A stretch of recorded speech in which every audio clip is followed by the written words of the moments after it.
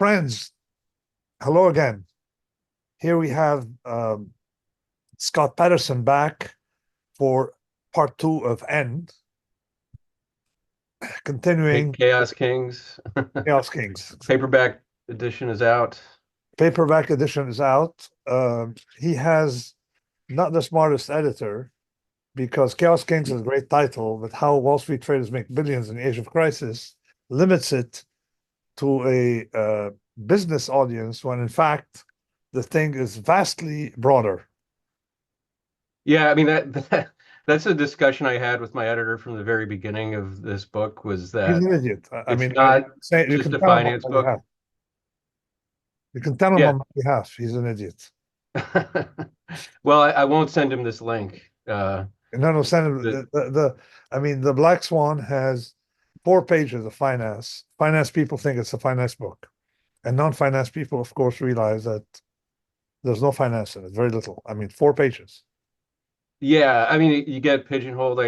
Fooled by Randomness was more finance oriented than Black Swan. So people get put in this box, but I think Black Swan is obviously much more. And And Chaos so is your Kings book. So is your is book. Your book too. is Yeah, so is Chaos Kings, vastly broader than it's about tail events, and finance tail events are exactly. a tiny bit of it.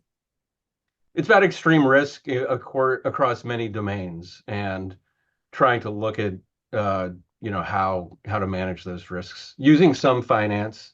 Uh, the story of Empirica and Universa. But then there's a lot on climate change. There's parts on AI, Bitcoin, insurance, uh, the pandemic, all these things sort of wrapped up in a scary little bow. Um, yeah, I guess last time we got through 5 chapters of the book, and that leaves us starting in chapter 6, which is called the turkey problem, which anybody who's read Black Swan or any of your I've work knows uh, that particular conundrum of risk, which is a ruin problem for the turkey. Uh, and do you want to quickly say what the turkey problem is? Well, it was inspired, it was a metaphor around Thanksgiving, but inspired by Russell's chicken. Yeah, And I call it the North American adaptation that the turkey um, is being fed by butcher for 8,000 days. And every day confirmed to the turkey and the turkey statistical department that butchers love turkeys with increased statistical confidence, a larger N, until, of course, T minus two is Thanksgiving minus two, where it's not a good idea to be a turkey. So there's going to be a revision of belief, and there are two elements there. Number one, for the turkey, it is a black swan. It's a black swan event. Is it a black swan event for the butcher? no, No, the whole idea is not to be a turkey. So there you yeah, go. yeah. That's one of the more subtle twists on the Black Swan viewpoint. Is it depends on where you're coming from. Like September 11th was a Black Swan for the pilots, not for the terrorists, because they knew it was going to happen. Um, so it sort of depends on where you stand if something is a Black Swan event. Um, so in this chapter, this is where the story gets into the founding of Empirica. Uh, you met Mark at NYU. Uh, Here I start telling the story of Brandon Yarkin, who is still with you guys over at Universa. Um, What do you mean? Who is still? He is the yeah, core of Universal. he's the core. Yeah, I That's talked to Brandon a lot for this book, sorry.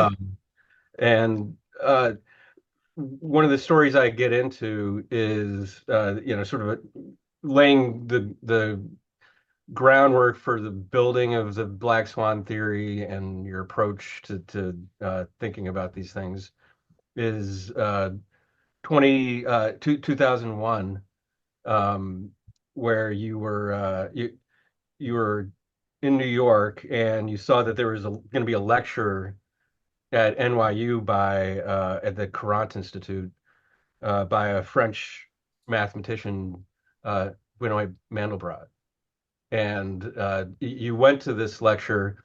Now, I actually found a recording of Mandelbrot's presentation from that same year on YouTube. It wasn't the Courant Institute presentation, but it was pretty much the same. He was giving the same lecture, so I was able to use that to sort of borrow from that lecture to describe what you saw.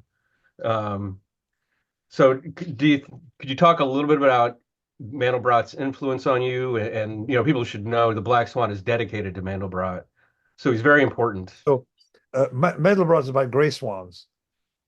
I was at a time not yet fully conscious of the wealth of processes that would deliver fat tail events and make black swans turn gray. In other words, these large deviations are uh, within the statistical properties. They're not outside the statistical properties. And that made it easy. I was using a more complicated method before called stochastic volatility Hmm. to fatten the tails. But then I realized that power laws are very, very universal. And of course, Yeah, Marx's idea of universal is universal properties of power laws. And Mandelbrot was working in that space, and I wasn't fully aware. I knew about fractals, but it then hit me that the statistical self-similarity extends to finance and to process. yeah, yeah. When To you saw his lecture, he talks a lot about uh, commodity prices and market prices. exactly. And you So were really surprised by that because you'd never seen anybody talk about financial markets in that way. exactly, And you actually went up to him and asked him, you know, you're dealing with these deep concepts, you know, why do you talk about finance so much? And do you remember what his answer was? I don't remember finance has data. Data, I yeah. told him, what brings you? I told him, The this is wealth of people data. like me who come from finance. Okay, we want to pull out of finance to generalize. Why are you going? You're so, he was one of the most famous scientists of his day. Yeah. And you're going into finance, a field as puny as finance. He said, data. Yeah. That was, Yeah, that he was, said data, a gold mine of data. oh man. Yeah. I had the pleasure of meeting him in Cambridge when I was working on my first book before he passed away. And he's quite engaging. I think, and he did say basically after I interviewed him for almost a whole day, the key to it all is power laws, and that's you know behind everything that he's doing. And could you talk a little bit about that? How the power law uh, Yeah, so it is is, the is practical. is so key. I don't want to make it technical and steal from your time, but you can say that they are processes the 80 like that follow the 80-20 rule or a similar rule. 80% of the land in Italy belong to 20% of the people, and 20% belong had 80% of the land. So the 80-20 rule, if you recurse, Hmm. it'd be 1% of the people would have 50% of the total. So the self similarity is such that the ratio of say 100 people with 100 million or more over people with 50 million or more is close to the ratio of 200 million over 100 million. And so the frequency of 10% in the market divided by that of 5% is very similar to 20% divided by 10%, which is not the case with Gaussian. So it hit me right there. But then again, I said, okay, we can live with that because really we don't need to model that way. We just, we're happy with our tails. It's not until Mandelbrot came up with his book, The Misbehavior of Markets, Misbehavior of markets. Yeah, yeah, that's a great book. and then I got it, and Mandelbrot called me up out of the blue. He said, "Coldapsis is this is Benoit Mandelbrot. We had dinner. Told him yes. And Uh, then we spoke about it, and he told me I have a memory of an elephant. Spoke French with a Polish accent, but then he didn't refuse to speak Polish, so it was a strange cultural identity. He considered himself French, and he discussed that dinner. And there's an anecdote. He was very upset with Marco Avellaneda, who complimented him by telling him, "You think like a physicist." It as an insult, and he makes sure to tell me, why did Marco Avellaneda, at that dinner say you think like a physicist? All right. He thought it was a demotion, not a promotion. And then it became very friends. So he came to the office, and Mark was there. Mark was uh, in love with fractals mm. of course, as a college student, and then became buddies with him. And until he passed, he lived not far from For a me. while, you lived near each other, right? Exactly, but the interesting thing means you when he lived near you, he was only 6 miles from my house, which means that I spent my time on the phone with him. It's not till he moved to Boston that I start seeing them physically much more frequently. And of course, I picked his brain. He picked, a lot. It's very interesting. It was an interesting collaboration, and unfortunately, it ended with his passing. But I've never seen a person with so much mental energy. Okay, at age 85. I mean, even at age 35, you don't see that. Yeah, yeah, he was quite phenomenal. I also feel like he didn't think that he'd gotten the recognition that he deserved. No, but that was a second thing I learned from Mandelbrot is that if you have to focus on your recognition, okay, you're never going to be happy. Yeah, yeah, I think I got the sense he was rather bitter about it. He was bitter. He had I think everything he prize. thought he deserved a Nobel Prize. He had every prize, but not but the Nobel, and he Yeah. almost got it in physics. And he was bitter that the guy who wanted to give it to him uh, retired or left the committee or something. So, Mm. but back to your book. So here we know, Yeah. there's so many videos on the same uh, and on the same YouTube channel about power laws. So I'm sure the readers or the viewers can Yeah. feel free. So soon after, a couple years later, you meet another person who becomes key to your thought approach to risk and human behavior. Is Danny Kahneman No, um, no, Kahneman, I met him in 2000. Yeah, I met him right after in this. Rome? Yeah, 6 months And later. Yes. yeah, you told me about how you were giving a speech and you were very critical of financial professionals that they didn't understand risk very well. In And you started insurance, getting nervous that the crowd was gonna, they were turn looking at on me as you. a zombie. Exactly. Yeah. They were looking at me as a zombie because I told them, "Oh, that is bullshit. All your models are bullshit. All that is bullshit." Yeah. It was an insurance, finance and insurance thing, and I said insurance worked, but then the minute they started learning from financial models, uh, they're gonna go bust. Everything. And then sure enough, I mean, the whole audience, they did no Q&A. The chairperson was offended. Right. And then And then Kahneman comes on stage and what does he say? he said, I'm glad the previous speaker, I'm going to continue, and build on the previous speaker's point, Who he completely agrees with or something like that. with whom I agree fully. All right. Right. And I continued. So suddenly, I became respectable again. Yeah. And that was soon after he'd won his Nobel, so he kind of, Was had that some was cred with these people. that was exactly 6 months later. Yeah. So, And I so actually introduced Kahneman to Mandelbrot. oh really? Okay.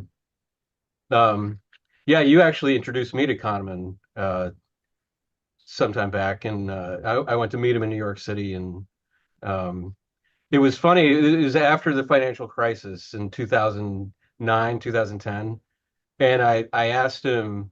uh, how does behavioral economics apply to what we've just been through?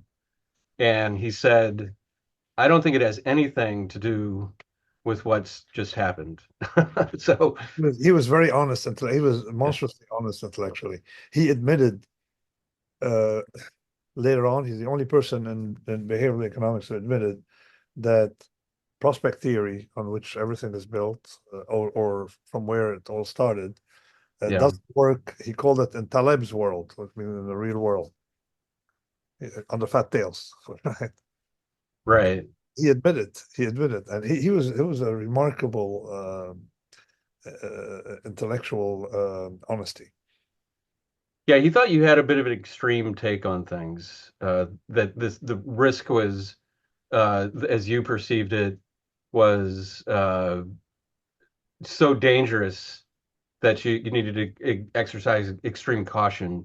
At least that seems like I saw a conversation that you had with him, I think in New York, where he was sort of challenging you to explain your approach Yes, to he things, could. and he Yeah, thought maybe this is too extreme way he of could looking at the not. He world. couldn't understand one central thing that maybe is important to discuss here um, with tail events, that they're Yeah, effectively very cheap to hedge. And the proof I gave him later, and sort of he got convinced. I told him, listen, these financial firms make a lot of money, okay, and they blow up on tail events. Okay, then if you think of how much money they make from short the tails, it's tiny. Which means that if you remove these tail events, I mean, the finance lost more money than, I mean, the money center banks more than ever made in '82. They repeated that in 2007, 2008. yeah, So the amount of money they make from these short the tails is tiny because they're all racing to sell the same tail. So the tail was cheap. Of course, it's not going to be cheap on uh, outside our models, but it's cheap on uh, day to day. no, on our models, right? But not on the other. And of course, empirically, it turns out to be cheap exposed. So they're selling the tail, but visibly, if they went bust, they lost everything they made. And it's an industry that never really made real money outside the support of governments and the backing they get from the taxpayer and the stop out from the Fed. So if you realize, then you realize that tails are cheap. Right. That's Yeah, I evident. think that it kind of it gets to the precautionary principle viewpoint that if you're protecting yourself against these extreme risks, you can take more risks in your Exactly. That's day-to-day Park's point. life. It's a whole. And he didn't, I don't think he really got that. He He can. seemed to think that you're running around scared all the time, that some black swan's going to drop down on you He. out of The, nowhere. he. I mean, he is smarter than any academic I've met, but he still was an academic. And I wouldn't. Mandelbrot, I wouldn't call him an academic. I would call him his. Mandelbrot was leagues ahead of I mean, he was completely different. He was not. He didn't live in academia actually, but I say Kahneman for an academic, classical academic, he was smarter than others, and still Mhm. had difficulties. In other words, he would get it and then forget. He would get an Yeah, argument and then revert back to the. But you can't be paranoid about everything. I thought we're not. It's not about everything. So he couldn't see clearly the classification right. Yeah, he immediately. said like living like the way that you approach the world is very hard. That And that was his point, and I tell yeah, him you just have to clip the tail, and clipping the tail in many domains is about the easiest things. right. It's really interesting. Um, so the next chapter in the book is about somebody you know and have met, Didier Sornet, um, and his theory of the Dragon King, which is to you the Gray Swan, using the Mandelbrottian I would skip talking about it because I was polite to him, but I don't think it's worth discussing because there's no formalization of what makes the Dragon King not a gray swan. You see, Yeah, it's like he didn't like that. He didn't like that you claim to have discovered it before him. But one thing he told me is that I just like to get your response to this. He says that he thought the black swan concept is dangerous because it gives people an excuse after some tail event happens to say, well, it was completely unpredictable. No one could have seen it. It's a black swan, so yeah, you know we're not responsible in for my what happened to this. discussion with him, again, it's just like academics sometimes can get the logic of it that we don't really care about an event. We don't really care about describing the event. We care about being protected against a general class of events. So instead of worrying about X random variable, we worry about f of X, the function of it. So that function of the random variable, in other words, universal, you take a portfolio X, you have the statistical properties of X, okay? We don't really have to understand the statistical properties of X in fine tune. When you clip the tail, you've clipped that tail. You're robust to misunderstanding in a tail. One example I often use in insurance companies, they have a clause. They clip their tail, okay, they don't have, tail risk hedging methods, so they clip the tail and say, okay, we won't pay you under these circumstances. So Sornet Right. didn't understand that we live in a function of random event. And if you're convex, like via options or other instruments, then you have a completely different payoff. And if you clip your tail, you also have a completely different payoff. You don't have to understand how these things happen. So Yeah. if I understand his characterization, he said, okay, there are power laws, they deliver fat tails, but there's a class of super power laws or whatever it is that happens because of dynamics of panics that change that distribution. But that's part of the gray swan. But I was nicer to him in a conversation. He came in trying to start and say, okay, this is very nice, but we don't have to worry about that.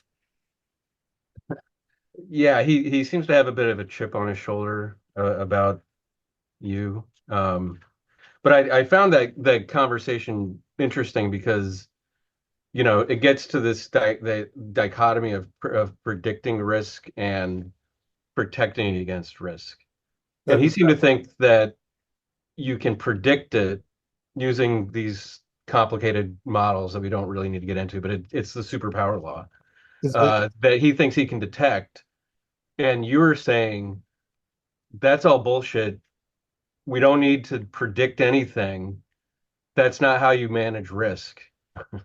And you're just not understanding what it is that we do, That's basically. exactly it, because they don't come from the real world. It's the same, the economy. So on one hand, we have traders, say universal people and or someone who owns a bakery, anybody involved in the business world, and they know exactly where to go uh, when it comes to reducing the impact of large deviations. And then academics who think that we should be better at predicting these. See, build a robust society. That was my point in the Black Swan. Don't try to predict them. This is why we have a clash, and I personally have a clash with all these complexity theorists. Uh, I mean, they live on charity and they pretend that we can predict things.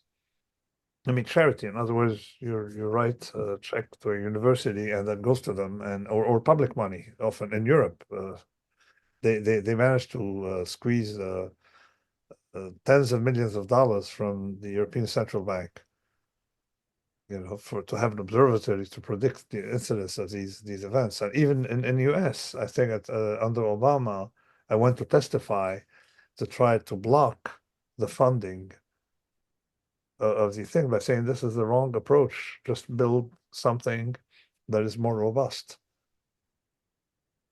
You mean the bailouts No, after the layout, they wanted after that? to have an observatory. Okay, if they, oh, we're going to Oh, use right. science to Okay. predict these events. If you didn't predict them before, you think you're going to predict them tomorrow? And actually, my testimony should be online. I was wearing a tie because it was Senate Banking Committee or one of those. Yeah, and for people who don't know, Didier Sornet, he's a a French complexity theorist, physicist, and he's constructed these models that he claims give him the ability to predict bubbles and when the bubble is going to pop. And he launched a financial crisis observatory in Zurich, and in a way, he's sort of the opposite of Nassim's view of the world is that these things are not predictable. But he made a living on it, and you know it was I think he was I chose to uh, highlight him because he's a good foil to your uh, approach.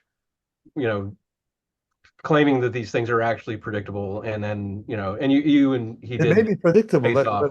I'm saying you're wasting time and energy on something on a problem that can be solved much faster and it was a much better fix by clipping your tail.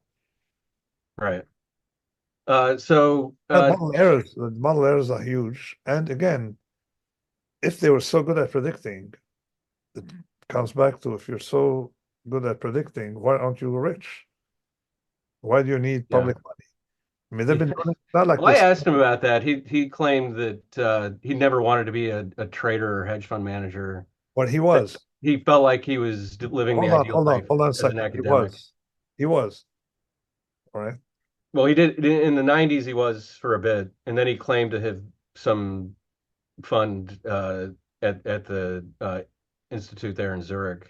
Okay, I don't want to make it narrow it and focus on Didier because I personally like him. There's a whole class of people. So my criticism applies not to Didier Sornet, whom he's the best of them, okay, but an entire class of people in Oxford, this who are still looking for that magic formula to predict markets, when in fact most quants who make money using quantitative methods are doing high frequency trading. Okay, what effectively all they are is um, doing higher order. They are higher order market makers. Uh, Yeah, high frequency trading is a mechanical, technical, computer driven approach. It has absorb nothing to liquidity. do with predictions. No, it is the market. Yeah, exactly. It is absorbing liquidity. If something is cheaper in that sector and it correlates highly to something that is in demand, so you could probably do the spread as a liquidity provider, and you're paid as a Yeah. liquidity provider, and that was Renaissance's story, and that's what they. I mean, we have in our real world risk seminar, we have one of the partners is a former Renaissance, Robert Fry, yeah, I know him. I've and that's talked to him. he confirmed that's what they do. I mean, he can from the inside. They say, Yeah, yeah. I mean, Renaissance is interesting for sure.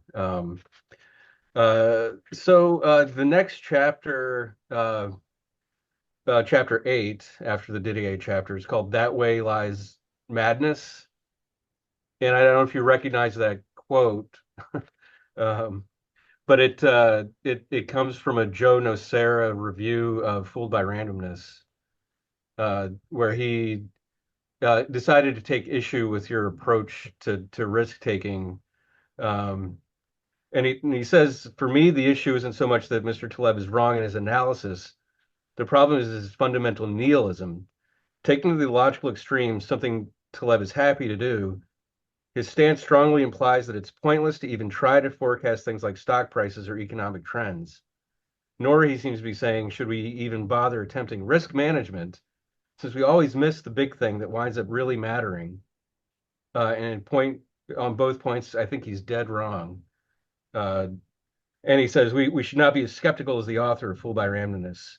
That way lies madness. okay, so let me give you So we get back to the sort of the same discussion that we had a over discussion. on Let me Idiot. give you a hint.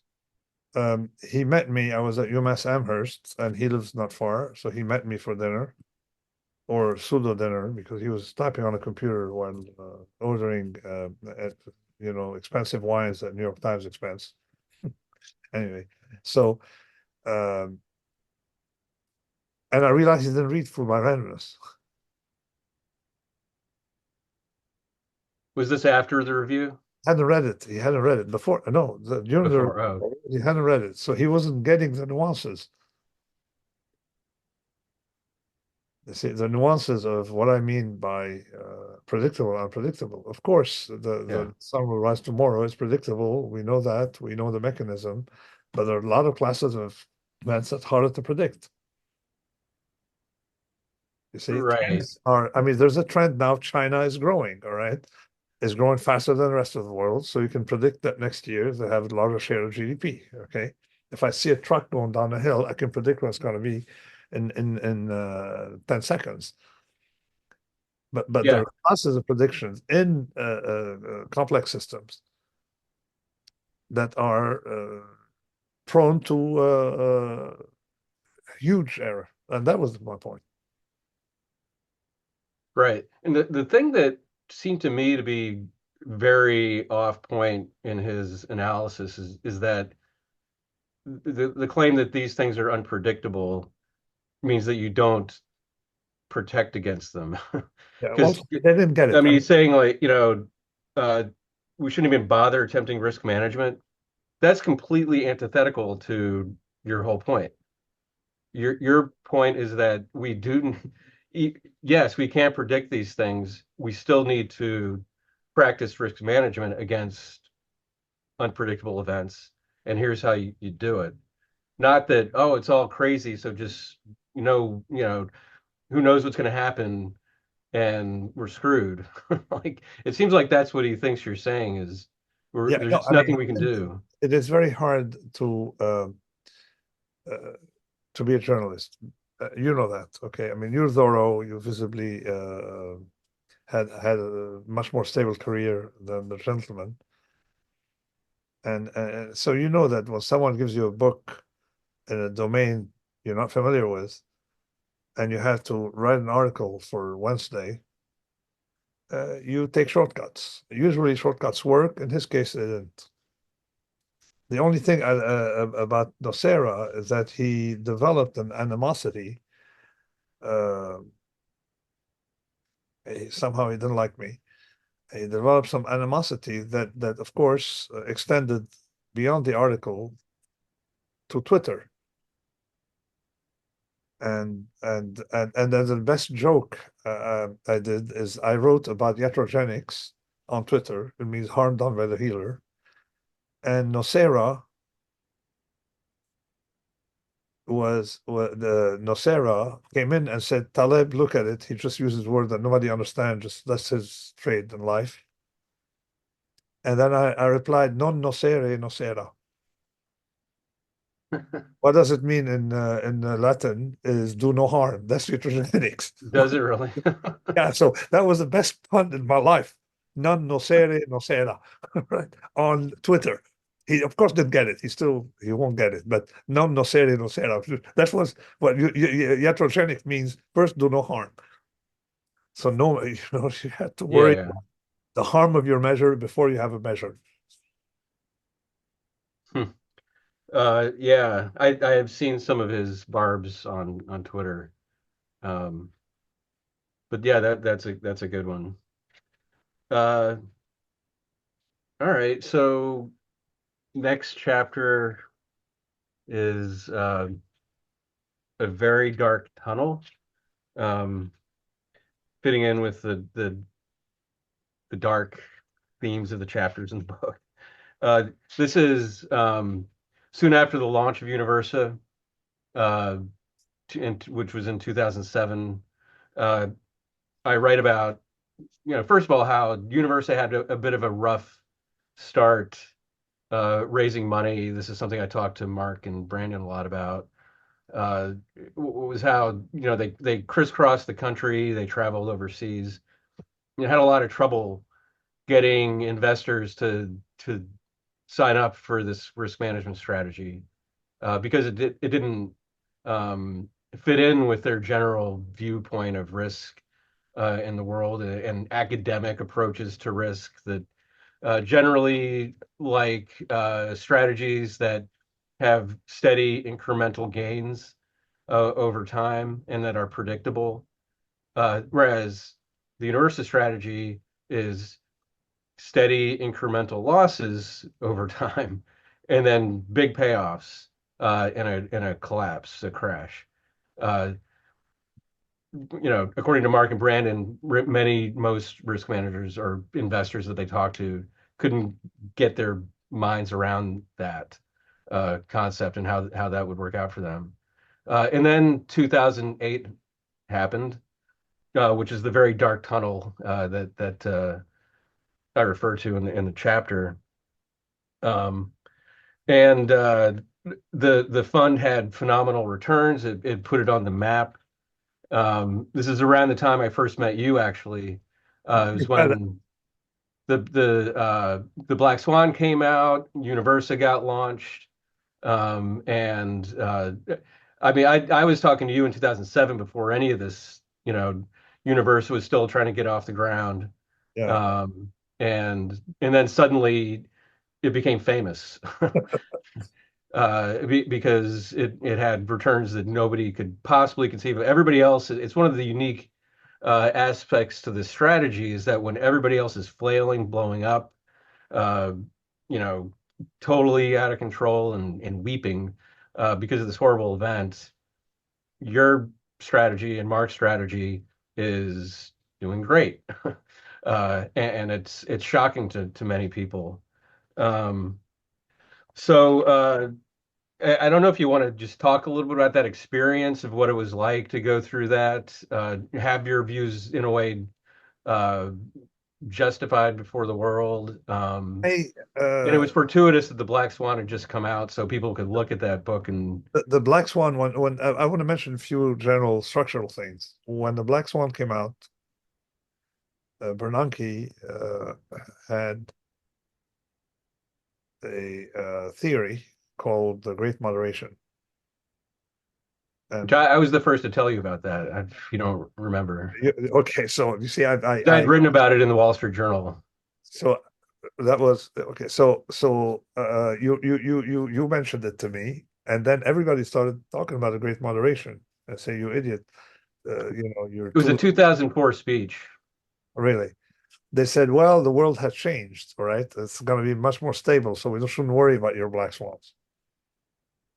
Yeah. That was Yeah, it was financial technicians like us and derivatives markets and other shock absorbers to financial markets have created a new reality uh, that is this great moderation in financial markets where we're not going to see these extreme financial blowups anymore. We basically solved the problem. So the Fed is doing great, and the Greenspan put or the Bernanke put is allowing us to take more risk. And yeah, not great timing by Bernanke just a few years before the entire global financial system immolated. exactly. So my book, The Black Swan, came out in, I think, April of 2007. And it didn't take long before the Great Moderation theory to fall apart. But in fact, we had never had more risk in the system. And that was my statement. I said, we never had more risk built in the system. And an analogy Mark uses is that of the frequent fire in a forest. Would you like to discuss? When you have accumulation of harmful material when you don't have Right. fluid in a forest.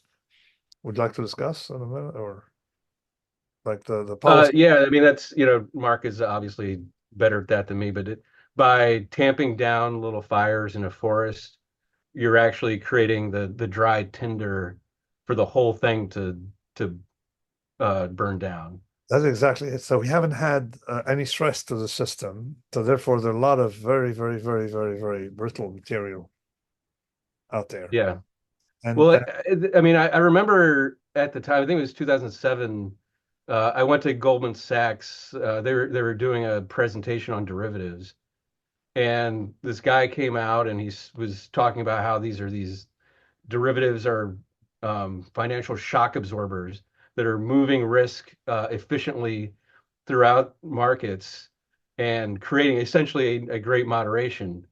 And I asked him, we've seen an explosion of derivatives over the past 5 or 6 years, and this has come at a time of very aggressive interest rate easing by the Federal Reserve.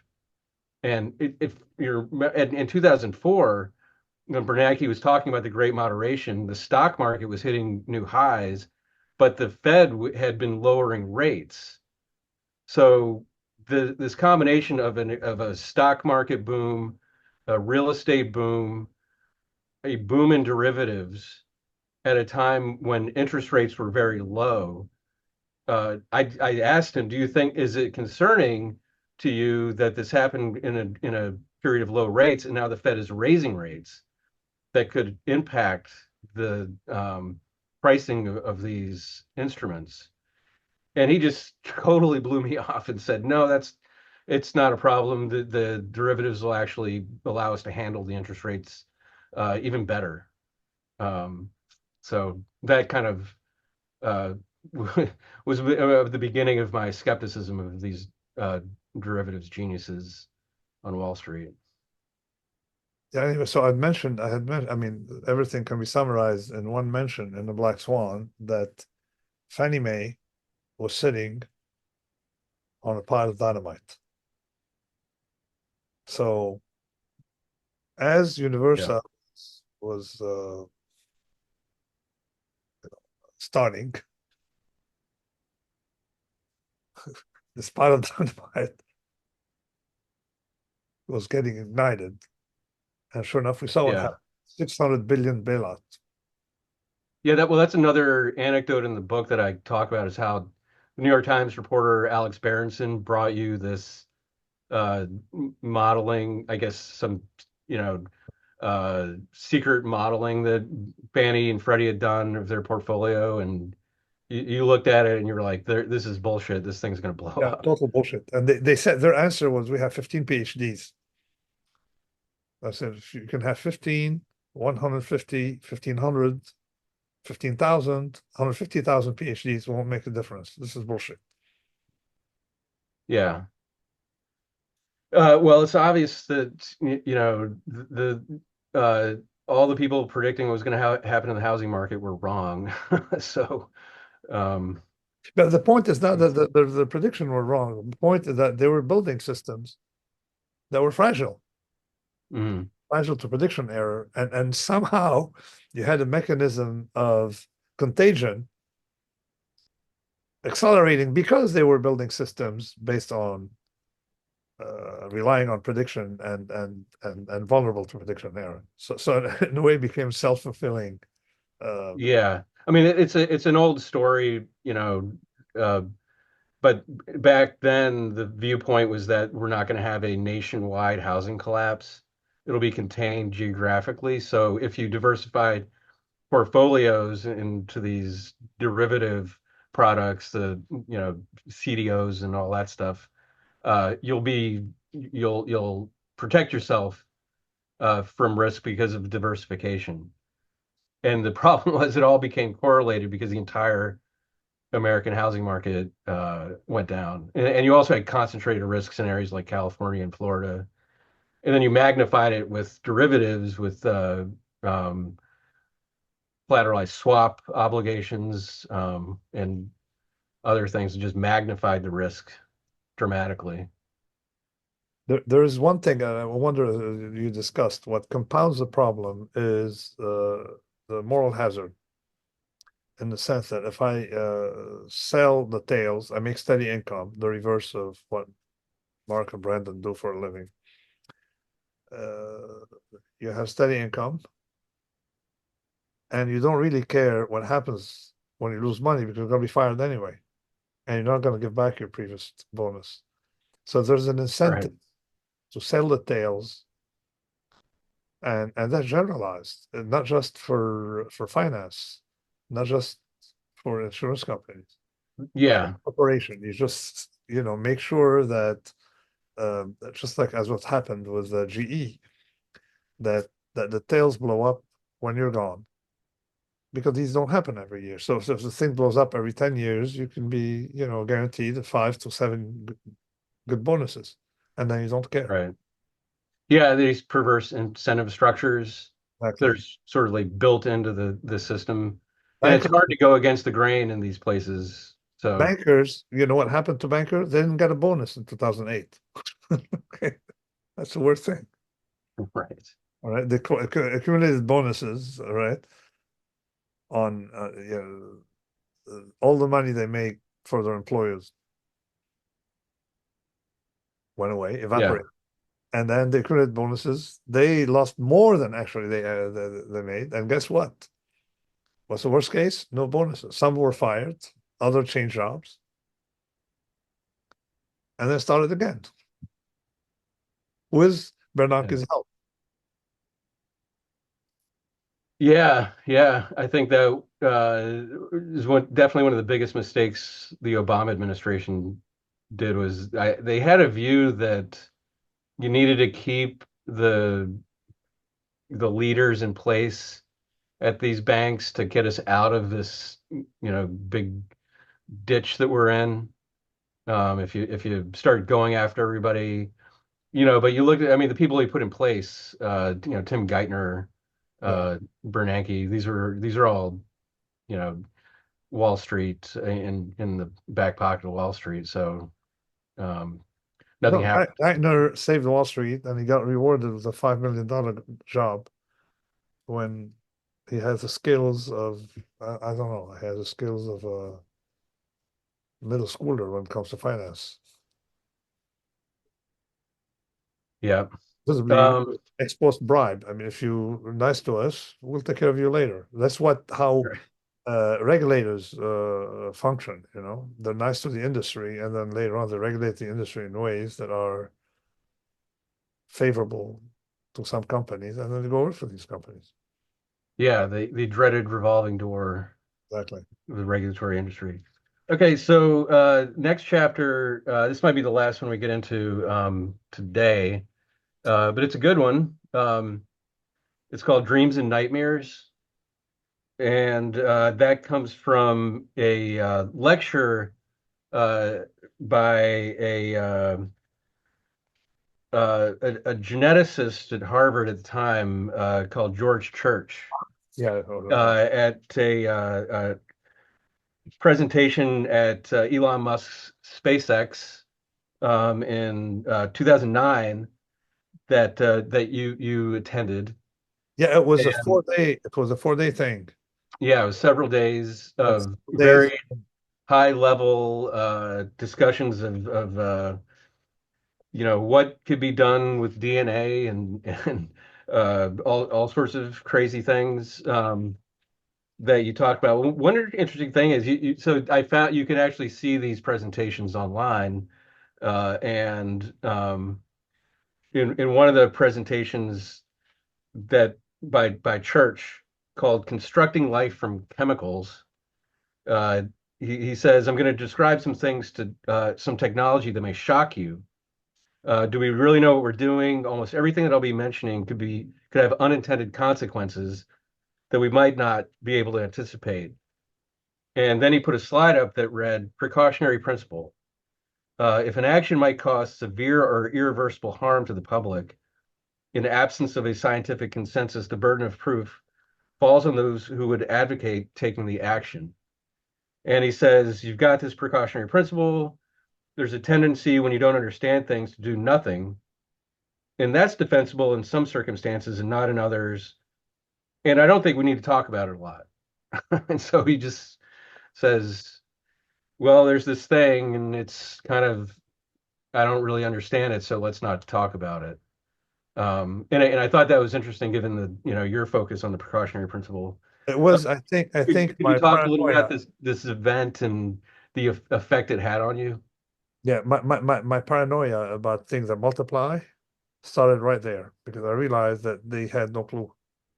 I mean, we had a table, it's actually like it was U-shaped meeting. It was like what 40 people, and we have top geneticists who had no idea about how he can blow up the planet. Blow up the planet. I mean, who can create things, monsters. I had no idea, and didn't really seem to care. Science was so beautiful that you could be completely um, uh, blind to its consequences. And then Yeah. also you had the players. You had Elon Musk. Elon Musk was there. Sergey Brin So, yeah, was but there. Elon Musk, Richard Thaler, who else? Richard Thaler, Thaler or Thaler, Thaler, uh, Stuart Brand, I think, was there. Stuart Brand was there. Sean Parker, the venture capitalist. Yes, the ex-wife of one of the Google what or president, I don't know, the one of the Google, the one who started 23andMe was there. I think so. All right. And then of course one of the Google founders were there.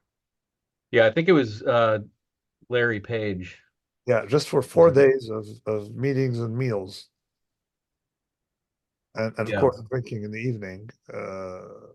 But these guys didn't party much in the evening, but still.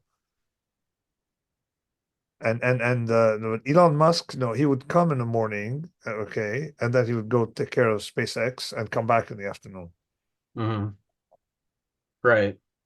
So, in one of the discussions, they are talking about synthesizing DNA using pretty cheap desktop fabricator.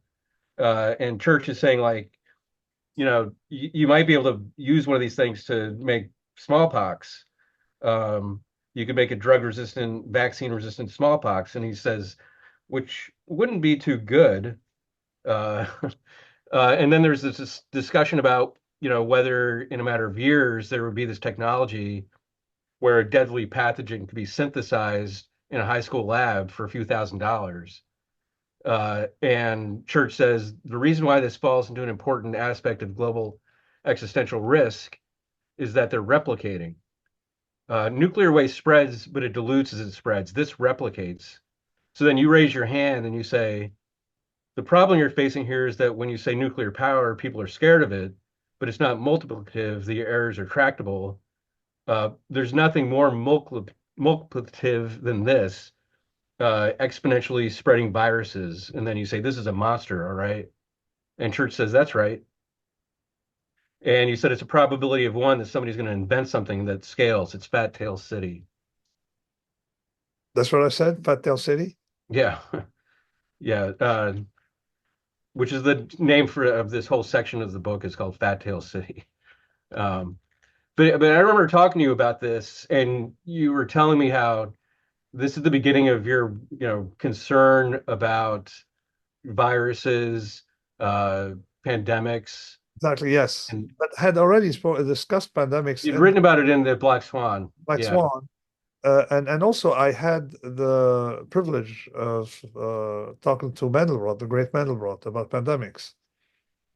And sure enough, later on, collaborated on getting the statistical properties. And I think we mentioned it last time. The fattest tail. So, I mean, yeah, pandemics. So it became more of a concern to me later. But we of course hadn't published a result yet. And again, there's a world of epidemiologists who don't understand fat tails. They sort of vaguely have the intuition that which is strange. the strange thing, but they don't understand that. But and guess what? That's the beauty of Mandelbrot and other people who worked on since Pareto on power laws, is that they fit power laws beautifully. So we have, I mean, they're not even black swans. I mean, they follow, they're all like gray swans, but gray to white swans. And it's too bad the great Mandelbrot is not here to, to see his vindication with with these results on pandemics and wars as well. Right. But Um, pandemics are more worrisome than wars, by the way, because a war eventually can be controlled, maybe by someone losing the war or something. But pandemics, everybody loses the war. yeah. Unless you can make a vaccine within a year or so.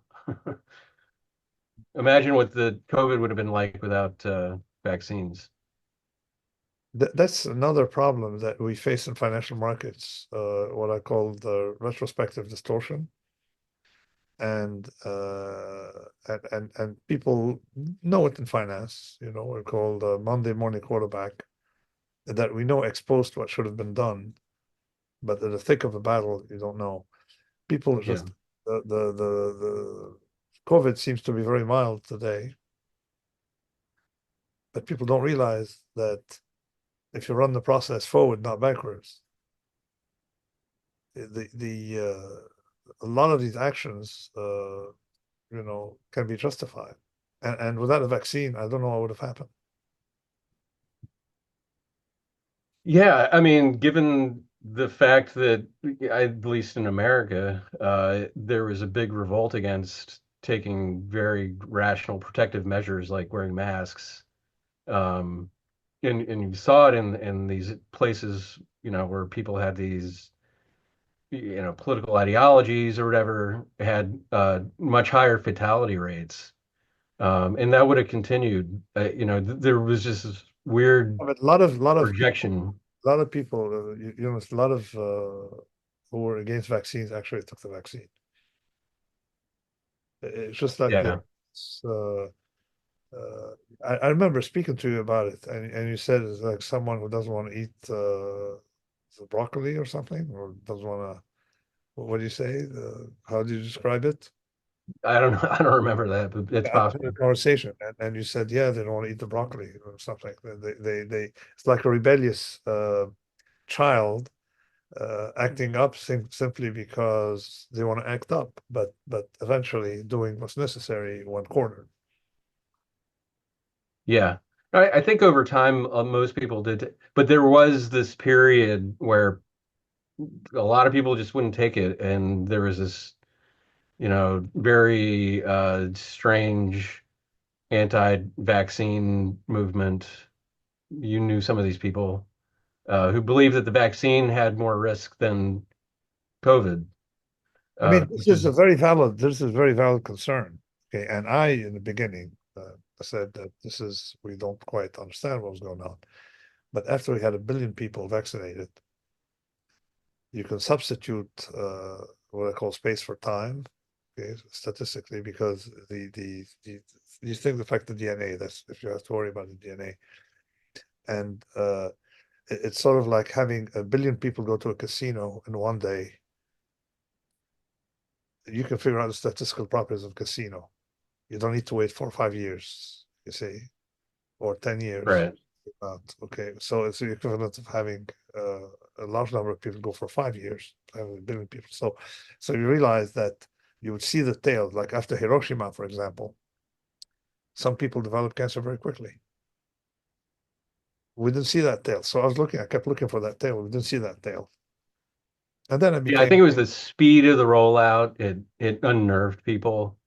But you well, were you were pointing out this sort of compresses time because of how many samples we have of people getting the exactly, vaccine. exactly. You would see And the tail, the thing that happened every thousand, or every 100,000 would show when you have 1 billion people vaccinated. Eventually, we had I don't know how many jabs, it's 14 billion jabs, and so I quickly started, saying, okay, we're now there's no worries there.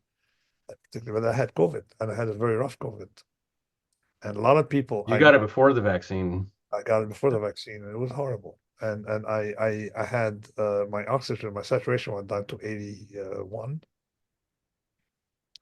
and it's just like walking, going to the bathroom it would take me 3 or 4 hours of concentration to be able to do so. So you realize that I was privileged because I had the best medical treatments. then I realized that it was a very weird disease. Okay. And Mm. 6 months later, I'd have a tachycardia. And then I looked at the details of the numbers that are coming from my blood work. And I had high DMR, which means that you're prone to having like strokes or having blood clots. Um, you have high blood clots. There's a lot of things that were weird. I mean, how could it Mhm. blood? This is a weird disease. So I mean, of course, precaution principle. I won't take the vaccines, but here in this case, you're confronting you have to pick between Charybdis and Scylla, all right, or you have to pick between two evils. You pick the lesser evil. So they thought that they couldn't I mean, a lot of people have and you can see it from being on Twitter. A lot of people who have normal jobs have a complete inability to think logically about some class of problems. Yeah, I mean, I don't know. To me, it wasn't that complicated. I saw a lot of people dying from COVID or getting extremely sick, and no one getting sick from the vaccines, which were thoroughly tested, before they rolled out to the general Even public. if they were not tested, we had a large enough test. I became pro-vaccine rapidly after my survival when I start seeing numbers, okay, and looking at the details. But there are a few things here that you have to Toshi have to point out that there is a uh, largely justified skepticism of big pharma. Because I don't know if you going to talk about my war with Monsanto over I think that'll be the next, probably the next there is a, recording. so the skepticism is healthy when because you have to worry. Like, for example, just now we saw a paper with 4.3 million and N 4.3 million. So in other words, you have large control. We realize that the norms for lipid for Lipitor and other statins are a little too aggressive. That that there's a U curve and say below 120. If you treat someone below 120 of say LDL, you increase the risk of hazard. In other words, you shorten life expectancy. So and why? Because pharma was not showing the whole, what did pharma take? They take sick people. So sick people, the more you lower cholesterol, the better it's going to be. Okay, and then from that, Yeah, right, so what I call I think statistical. that's been, yeah, I mean, I've been very skeptical of statins for a long time, and partly because my wife did some investigations, and she's also a reporter, Uh, and that, it's been known for a long time within, that community that they're effective for people who are really sick. yeah, Uh, but so the and numbers but when they're you trying to give them to everybody. exactly no when you look at the numbers, you have what I call statistical gerrymandering, mixing, having a control that has sick people. So if you stratify the data differently, you get different results, and that wasn't done till now. Hmm. China, and with a huge sample, so many medical results are coming out of China because just like they can put up a building and they can build a hospital and like or but you In just a week. whatever it is that thing. You go on vacation, come back, you have a new building in front of you. All right. They do that with medical experiments. Hmm. They can recruit large cohorts very quickly. So we started to see results of stuff they've been doing for 2 or 3 years now. So we're getting results, and of course, it's fine to be skeptical about big pharma, but at the same time, it doesn't mean that you should reject the capitalistic system. because it's like I should also be skeptical about bread bakers. You know, after all, they're trying to sell you bread. You see, Yeah. so there is a something about the nuances of things that are lost. You see, so that these guys, of course, they want to make a profit. Pharma, you should be skeptical about pharma. It doesn't mean you have to reject all the products. And the very same people who reject pharma all the time when they develop cancer, guess what? First in line for chemotherapy.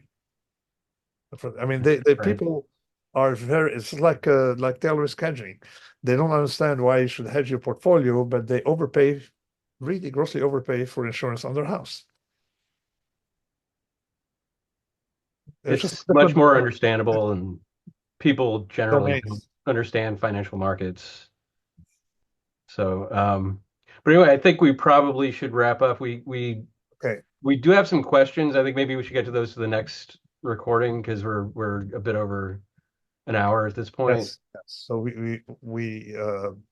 we'll discuss them next time.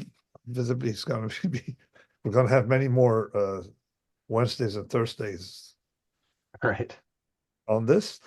Thank you very much. Yeah, I think we're about halfway through, but It's starting to get. I mean, it gets better and better as you go. It's very good from the beginning, but it gets better and better. And and uh, again, thank you for feeding us, spoon feeding us your book. well, thank you for listening to the questions, and thank you for people listening. And we'll be back in a week or so. Great. Bye, everyone.